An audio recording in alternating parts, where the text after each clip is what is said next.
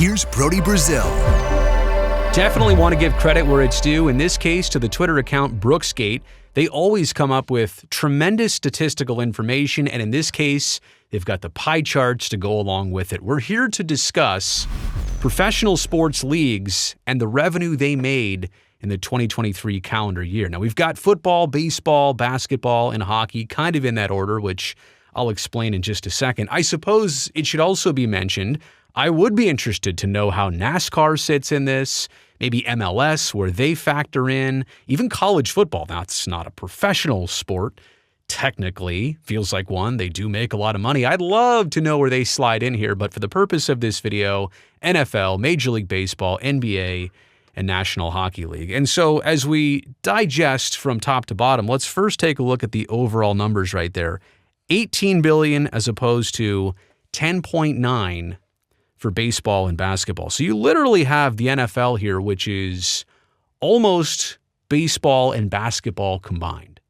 That just goes to show you, when people say football is king, look at the revenue streams. And what you'll notice here about the revenue streams, they're generally all the same categories here, league to league. They all basically make money from the same channels and avenues. They just have a totally different percentage on the pie chart of where their money is coming in from. But $18.7 billion here for the National Football League, so far and above everything else. I'll circle baseball and basketball together. That's a close number two in terms of each other.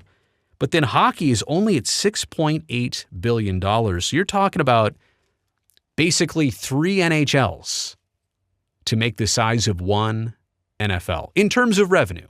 Now, I'm not here to say that equates to popularity, but money and revenue and popularity and ratings and metrics, it all kind of goes along in terms of follow the money. That's where people are looking. That just gives you an idea of how big the National Football League is. And I'll just go here surface level on what makes each league the top amount of money. For the NFL, it's the national television and media rights packages. In baseball, it's ticket sales. Down here in hockey, it's also ticket sales. Like the gates, the home dates make all the money for the respective teams. And then the NBA has this in common with the NFL.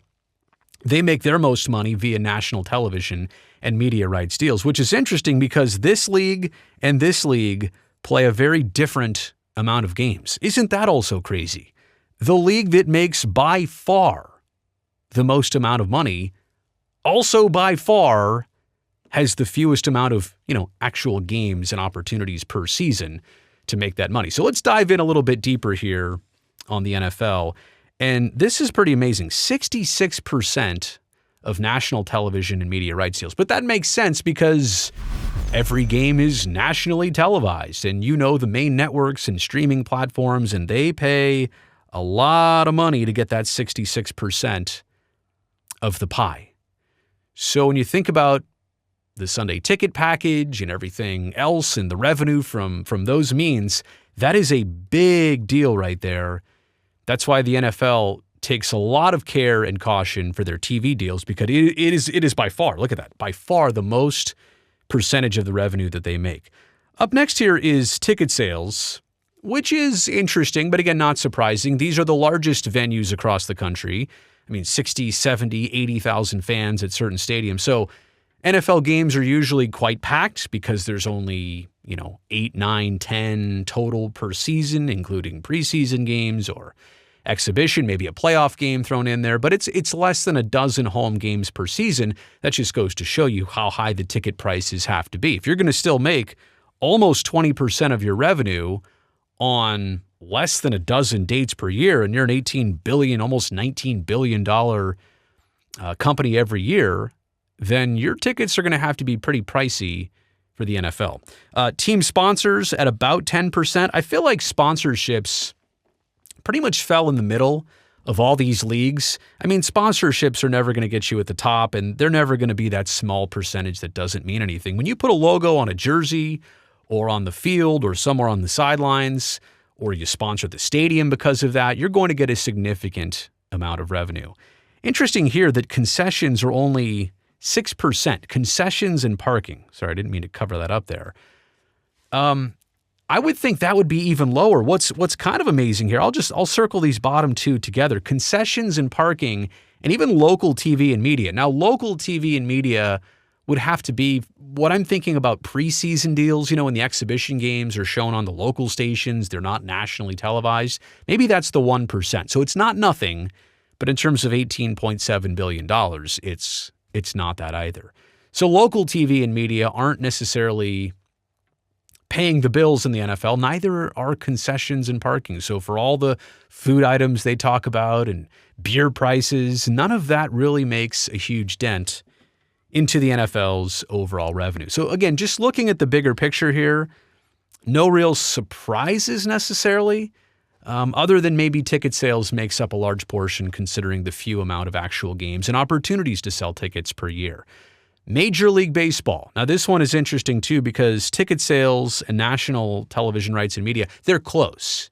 They're not far off here. And actually local television and media is huge. Now I want to say that's because of the way that this is laid out. You play 162 games, a handful for each team are on the national networks, Sunday Night Baseball, situations like that, the Fox Saturday game. So those packages kick in, obviously TBS having postseason series.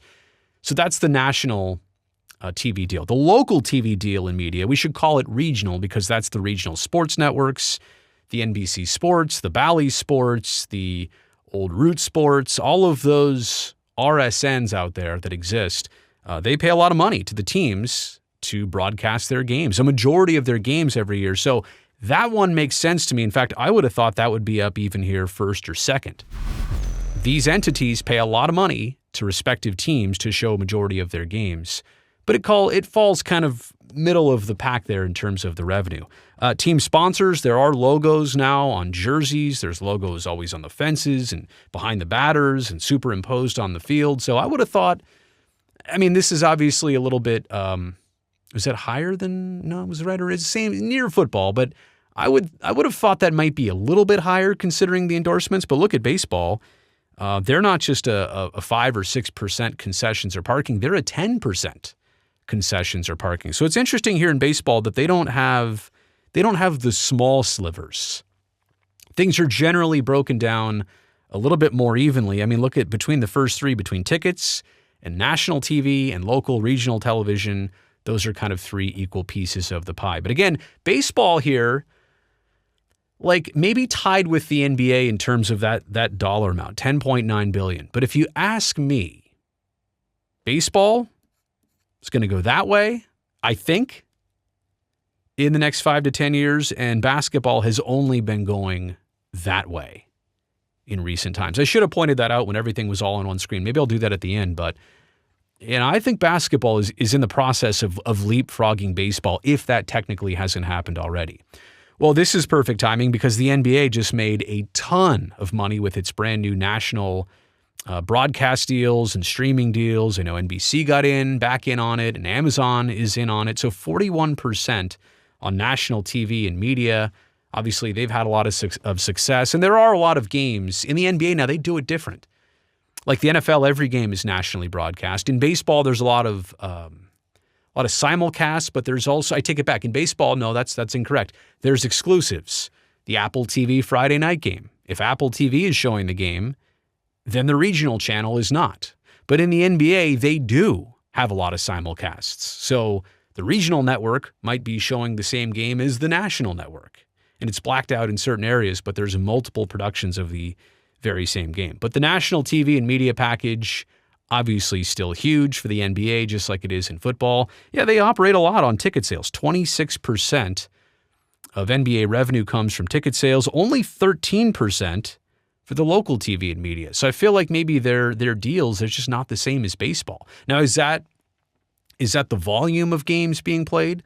There's a lot of regional games for Major League Baseball. In the NBA, if you have a team with, 82 games and 20 of them are nationally televised, but there's some simulcasts, maybe it's more like a 60 or 70 amount. So maybe that's why it's only 13%. A similar, barely double-digit number there for team sponsors and a single-digit number for concessions and parking. So it all kind of falls in line with everything else. And that brings us to the National Hockey League, which is by far the most cross-border professional sport. Like, the NBA has the Raptors, baseball has the Blue Jays, but the NHL has 7 Canadian teams. And so this is just a little bit different in the way they operate, being more so from 2 countries rather than just solely from one. But they're only at $6.8 billion of revenue. Yes, I'm assuming they've done the conversion rate between Canadian dollars, but look at this, 44% on ticket sales. This is a gate-driven league when you think about that much of the pie coming from ticket sales. They have to draw fans. They have to be an exciting league. They have to have that parity so that the worst teams are not far away from the best teams. And on any given night, which I do feel like this is the case, almost any team can beat any other team. There's about a 20% deal or revenue stream for the national TV and media, and I know a large part of that are the Canadian deals, like with Sportsnet or what TSN used to have.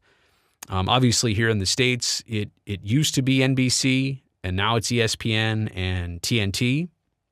So those are the national deals. There's not a lot of national deals, to be honest with you, for the NHL as opposed to like what football has. Football works with everybody. They're different packages, different size deals, but hockey only works with a very, very small handful of partners.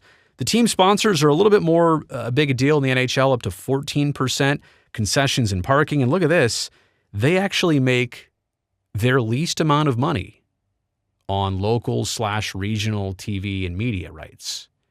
So that's interesting, right? I mean, maybe some of that has to do with smaller Canadian markets or going into non-traditional markets for the NHL. But other leagues have this one maybe more like third on the list instead of last. And it's interesting here, when you look at these last 3, they're only separated by a couple percentage points. And really, even the national media is not much farther ahead. It is just that ticket sales. That is a huge deal for the NHL.